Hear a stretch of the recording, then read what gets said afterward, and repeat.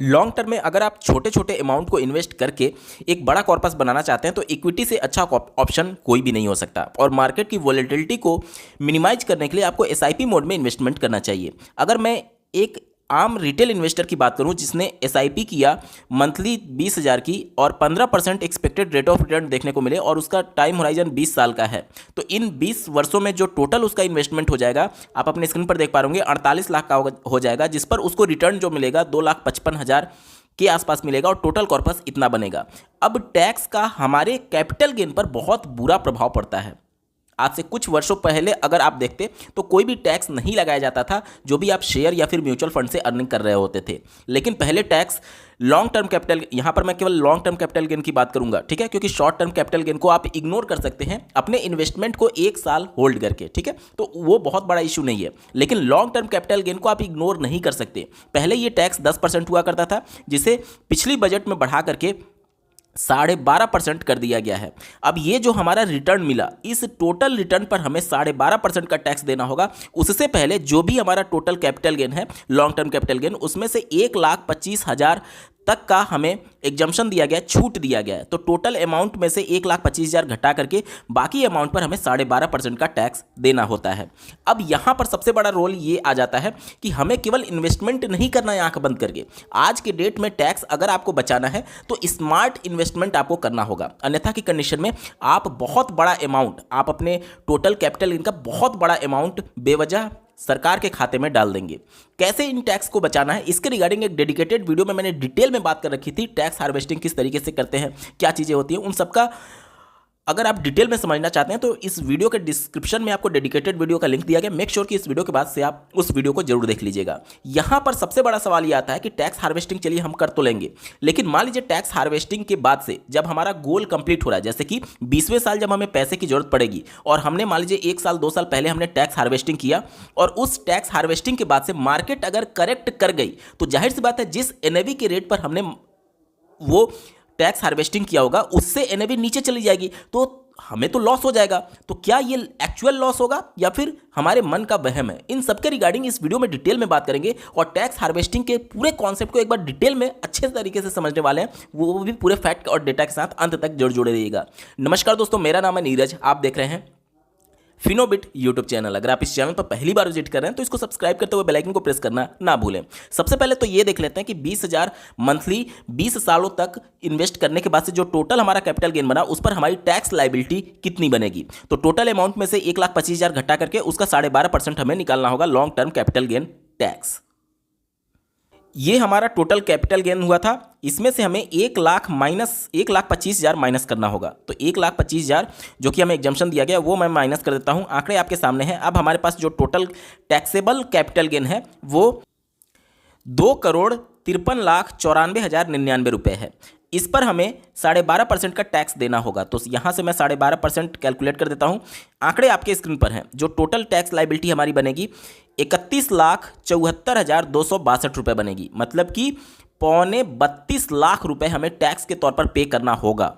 अब इस टैक्स को कैसे बचाएं, यहीं पर टैक्स हार्वेस्टिंग का रोल निकल करके सामने आता है। यहां पर आपको समझना यह है कि जो हमारी कैपिटल गेन बन रही है और जो हमारी टैक्स लायबिलिटी बन रही है वो एक्चुअली बनता कैसे है। तो टोटल जो हमारा इन्वेस्टेड अमाउंट है, यानी जो प्रिंसिपल अमाउंट है, टोटल कॉर्पस में से इसको घटा देते हैं। अब ये जो टोटल अमाउंट है इसमें से जो प्रिंसिपल अमाउंट हम घटा रहे हैं, अगर ये प्रिंसिपल अमाउंट और बड़ा रहता तो ये जो वैल्यू है वो कम आती। हम ऐसे ही तो निकाल रहे हैं, जैसे जो हमारा टैक्सेबल इनकम है जिसे हम रिटर्न के तौर पर देख रहे हैं। अगर रिटर्न की बात करें तो रिटर्न हमारा कैसे हो रहा है, टोटल कॉर्पस माइनस ये इन्वेस्टेड वैल्यू यानी प्रिंसिपल वैल्यू।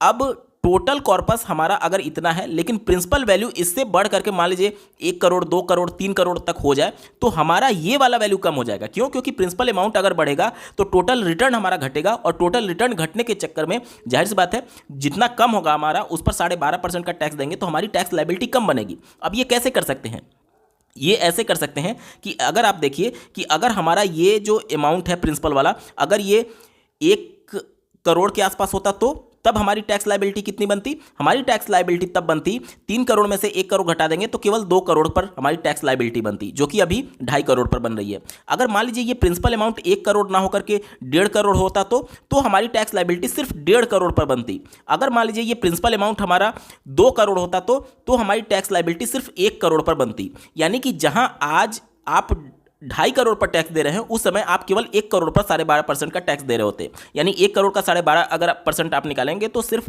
12.5 लाख के आसपास आता है। और उस तरीके से आपने देखा कि 31 लाख के आसपास आपकी टैक्स लायबिलिटी बन रही थी। तो इस तरीके से टैक्स लायबिलिटी को हम कम कर सकते हैं। कैसे? प्रिंसिपल अमाउंट को बढ़ा करके। इसका मतलब ये समझ ले कि हमें और ज़्यादा इन्वेस्ट करना है? नहीं, हमें और ज़्यादा इन्वेस्ट नहीं करना है, बल्कि जो हमें एग्जम्पशन दिया गया है 1,25,000 तक का एक साल में, कि जो भी हमारा कैपिटल गेन होगा उसमें से 1,25,000 माइनस करके जो भी हमारा अमाउंट बचेगा कैपिटल गेन का, उस पर हमें 12.5% का टैक्स देना है। अब इसी कॉन्सेप्ट को हम लोग यूज करेंगे टैक्स हार्वेस्टिंग करने के लिए। कैसे? ऐसे करेंगे कि जैसे मान लीजिए कि अगर किसी एक म्यूचुअल फंड में हमने इन्वेस्टमेंट किया और उस म्यूचुअल फंड में हमें मान लीजिए कि 15% का रिटर्न देखने को मिल रहा है, 15% का रिटर्न देखने को मिल रहा है, तो अगर मेरा इन्वेस्टेड वैल्यू मान लीजिए कि 6 लाख है, अगर मेरा इन्वेस्टेड वैल्यू मान लीजिए कि 6 लाख है, तो 6 लाख पर मुझे 15% रिटर्न मिला एक साल में, तो इसका वैल्यू कितना आ जाएगा? 15 छक्का 90 हो जाएगा, और उसके बाद से ये 3 जीरो और लग जाएगा, यानी 90,000। ठीक है, अगर मेरी वैल्यू अभी ये 90,000 क्या हुआ? 90,000 हमारा कैपिटल गेन हुआ, और हमें कितना छूट दिया गया? 1,25,000 तक। यानी कि और ज़्यादा हम पैसा निकाल सकते हैं। मतलब कि अगर मैं ये मान करके चलूँ कि मेरा जो वैल्यू है वो मान लीजिए कि 10 लाख है इन्वेस्टेड वैल्यू, और उस पर 15% का हमें रिटर्न मिले, तो कितना हो जाएगा? 1.5 लाख हमारा कैपिटल गेन होगा। 1.5 लाख हमारा कैपिटल गेन होगा। ठीक है, प्रिंसिपल अमाउंट पर ये इतना हो जाएगा। तो यानी कि हमारा जो प्रिंसिपल है वो बढ़ करके कितना हो गया? ये प्रिंसिपल अमाउंट और ये हमारा कैपिटल गेन दोनों को जोड़ देंगे तो टोटल कॉर्पस आएगा। तो टोटल कॉर्पस हमारा बन गया 11.5 लाख। अब 11.5 लाख अगर हम पूरा पैसा निकालें तो उसमें से 10 लाख हमारा प्रिंसिपल है, बचा जो 1.5 लाख उस पर हमें कैपिटल गेन देना है। उससे पहले हमें 1,25,000 उसमें से एग्जाम किया जाएगा, यानी कि हमारी टैक्स लायबिलिटी कितनी बार बनेगी? 25,000। अब हम इतना अमाउंट नहीं निकालेंगे टैक्स हार्वेस्टिंग करने के लिए, इससे कम निकालेंगे। हम लोग ऐसे कैलकुलेट करेंगे कि ताकि जो हमारा कैपिटल गेन है वो हमारा 1,25,000 के अंदर ही है। अब अगर हम लोग 11,50,000 ना निकाल करके अगर मैं यहाँ पर सिर्फ 9 लाख तक निकालता हूँ, तो 9 लाख का अगर हम लोग 15% देखें तो कितना आ जाएगा? ये आ जाएगा, देखिए 9 लाख का 15% अगर मैं आपके स्क्रीन पर कैलकुलेशन रखता हूँ, देखिए 9 लाख 15 डिवाइडेड बाई 100, 2 जीरो से 2 जीरो कट जाएगा, 0 0 0 और 15 8 120 होता है, 15 9 135 हो जाएगा, 135। ठीक है, यानी कि अभी भी आप देख पा रहे हैं कि हमारा 1,25,000 से ये ऊपर जा रहा है। तो हमें ये जो हम अमाउंट निकाल रहे हैं इसको और कम करना होगा। अगर मैं इसको 8 लाख कर देता हूं, ध्यान से देखिएगा, 8 लाख कर देता हूं। इसी तरीके से आपको अपना अमाउंट सेट करना है कि कितना हम टैक्स हार्वेस्टिंग के लिए अमाउंट सेट करें। तो अगर मैं 8 लाख कर देता हूं तो यहाँ पर देखिए 15%, तो परसेंट हटाने के लिए मैं 100 से डिवाइड कर देता हूं, 2 जीरो से 2 जीरो कट जाएगा, 0 0 0 15 8 120। अब यहाँ पर आप देख पा रहे होंगे कि हमारा 1,20,000 तक का कैपिटल गेन है। मतलब कि अगर हम लोग 8 लाख प्रिंसिपल अमाउंट होता और उस पर 15% का रिटर्न मिलता तो यहाँ पर हमारी टोटल कॉर्पस कितना हो जाता? 9,20,000। क्यों? क्योंकि प्रिंसिपल प्लस इंटरेस्ट मिला करके 9,20,000 टोटल कॉर्पस होता। यानी कि उस फाइनेंशियल ईयर में अगर हम लोग 9,20,000 तक निकाल दें तो उसमें से 8 लाख प्रिंसिपल होगा और हमारा जो रिटर्न बना वो 1,20,000 बना, जो कि 1,25,000 के अंदर है। इस वजह से उस फाइनेंशियल ईयर में हमारी कोई भी टैक्स लायबिलिटी नहीं बनेगी। तो हमारा इन्वेस्टमेंट सिर्फ 8 लाख था, लेकिन हम लोग क्या करेंगे कि उस फाइनेंशियल ईयर में, ध्यान से सुनिएगा, उस फाइनेंशियल ईयर में छोटे छोटे अमाउंट में करके हम लोग टैक्स हार्वेस्टिंग करेंगे।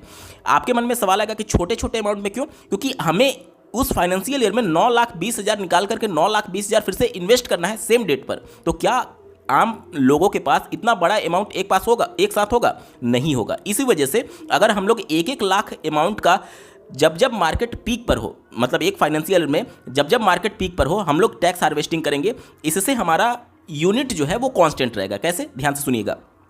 अगर मान लीजिए कि एक फाइनेंशियल ईयर में मार्केट इस तरीके से बिहेव कर रही है, मार्केट यहाँ पर ऊपर है, यहाँ पर ऊपर है, यहाँ पर ऊपर है, जब जब मार्केट ऊपर रहेगा तो हम लोग 1 लाख रुपया निकालेंगे और 1 लाख रुपया इन्वेस्ट भी कर देंगे सेम डेट में। ऐसा मैं क्यों कह रहा हूँ? क्योंकि जिस डेट हम लोग पैसा निकाल रहे हैं उसी डेट अगर पैसा इन्वेस्ट करेंगे तो हमारा एनएवी, जिस पर हमारा पैसा निकल रहा है और जिस पर हमारा पैसा इन्वेस्ट हो रहा है, वो दोनों कांस्टेंट रहेगा। तो जितना यूनिट हमने बेचा रिडिम्पशन करने के लिए उतना ही यूनिट हम नया परचेज कर लेंगे। यानी इससे हमारी कोई भी कंपाउंडिंग जो है वो निगेटिव तौर पर इंपैक्ट नहीं कर रही है।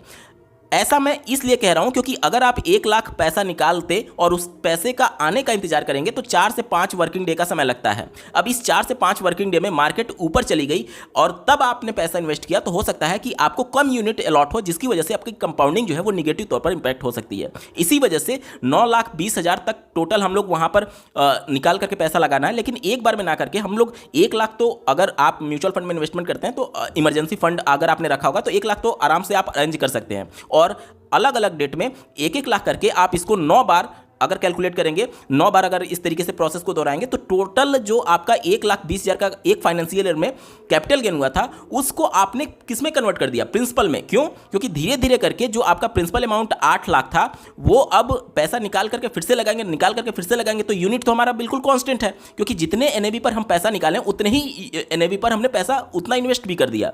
तो इससे हमारा यूनिट कॉन्स्टेंट है, यानी कंपाउंडिंग इफेक्ट नहीं कर रही है। लेकिन जो प्रिंसिपल अमाउंट था पहले 8 लाख, वो अब बढ़ करके कितना हो जाएगा? 9,20,000। अब आप ध्यान से देखिएगा, यहां पर 8 लाख हमारा पहले प्रिंसिपल अमाउंट था, अब जो कि बढ़ करके प्रिंसिपल अमाउंट कितना हो गया? 9,20,000। यानी कि प्रिंसिपल प्लस इंटरेस्ट मिलाकर के टोटल को हमने किस में कन्वर्ट कर दिया? प्रिंसिपल में। यानी अगले फाइनेंशियल ईयर में जब भी हमें इस पर फिर से मान लीजिए 15% का रिटर्न देखने को मिला, हालांकि म्यूचुअल फंड में कोई गारंटी नहीं होती है, अगले साल हो सकता है 10% मिले, 5% मिले, तो उसके हिसाब से कैलकुलेशन बदल जाएगा। आपको प्रत्येक चीज अपने XIRR रिटर्न के हिसाब से कैलकुलेट करके देखनी है, ठीक है।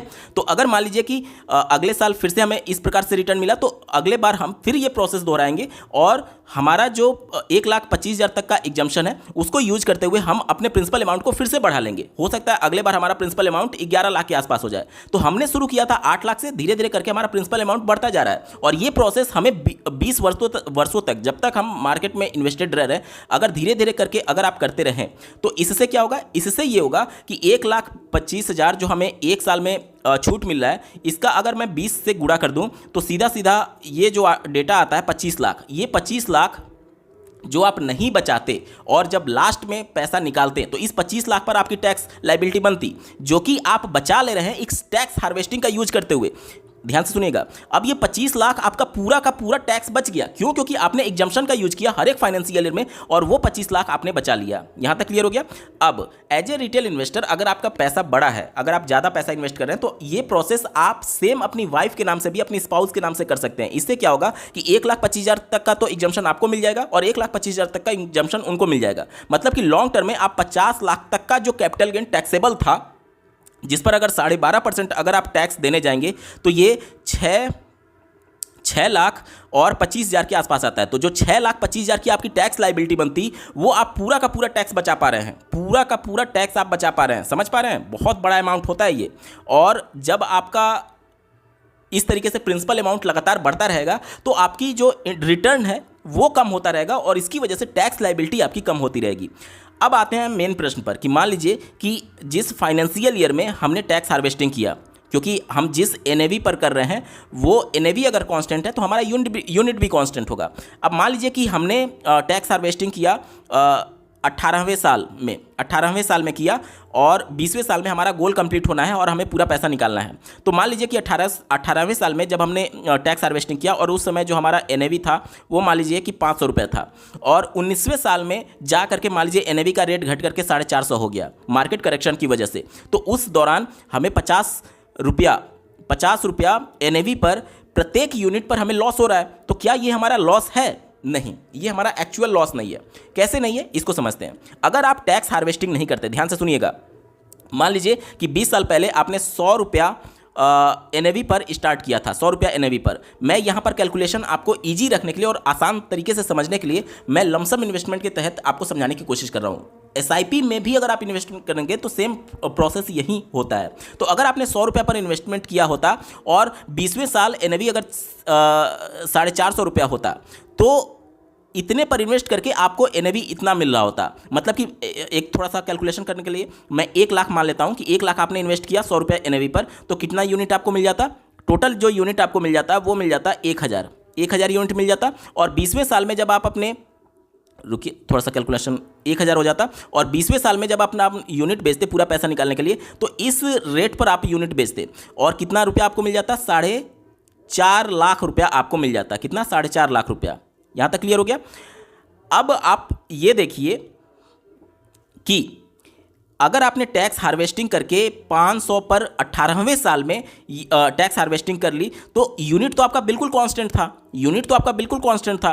तो आपने पैसा यहाँ पर 18वें साल में किए होते तो आपका प्रिंसिपल अमाउंट कितना हो जाता? प्रिंसिपल अमाउंट टोटल 5 लाख हो जाता। प्रिंसिपल अमाउंट 5 लाख हो जाता। और जब ये पैसा यूनिट बेचते 1000, क्योंकि टैक्स हार्वेस्टिंग में यूनिट तो कांस्टेंट रह रहा है ना, तो जब 20वें साल में 18वें साल टैक्स हार्वेस्टिंग करने के बाद से 20वें साल में जब इस रेट पर बेचते, तो उस समय जो टोटल अमाउंट आपको मिलता है वो कितना मिलता? 4.5 लाख मिलता।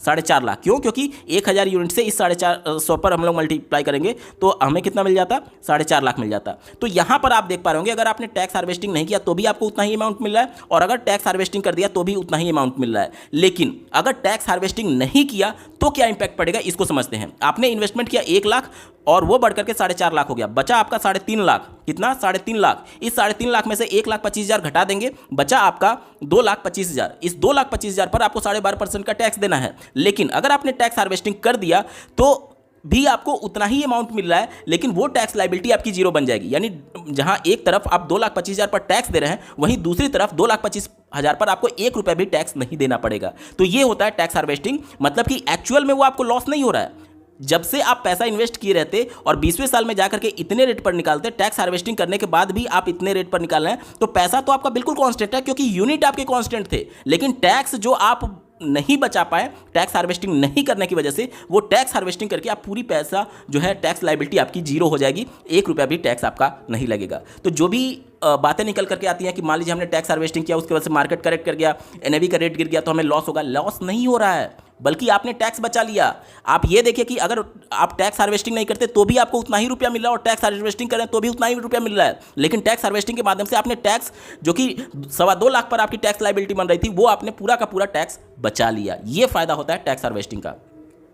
उम्मीद करता हूं आपके सारे डाउट्स क्लियर हो चुके होंगे। बावजूद इसके अगर आपका कोई प्रश्न रह जाता है तो कमेंट के माध्यम से पूछ सकते हैं। आपको ये वीडियो कैसा लगा, मेरा एफर्ट कैसा लगा, कमेंट के माध्यम से जरूर बताइएगा। और ऐसे ही महत्वपूर्ण अपडेट के लिए इस चैनल को सब्सक्राइब करना ना भूलें। इस वीडियो को देखने के लिए आपका बहुत बहुत धन्यवाद। भगवान करे आपका दिन शुभ हो।